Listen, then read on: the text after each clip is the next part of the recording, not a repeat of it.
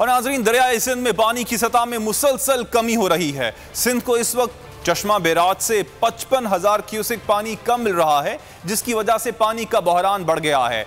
Bureau head Sukkur Shahid Ali इस वक्त मौजूद हैं दरियाए सिंध के किनारे सक्खर बैराज पर।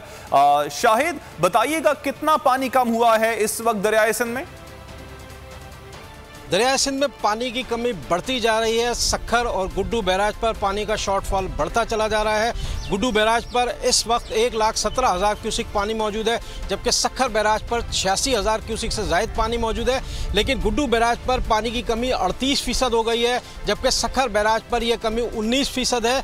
इस वक्त मजमूई तौर पर जो सिंध ने इरसा से पानी की डिमांड की हुई है वो 1,90,000 क्यूसिक है, लेकिन चश्मा बैराज से सिंध को 1,35,000 क्यूसिक पानी मिल रहा है, जिसके बायस सिंध को 55,000 क्यूसिक पानी कम मिल रहा है।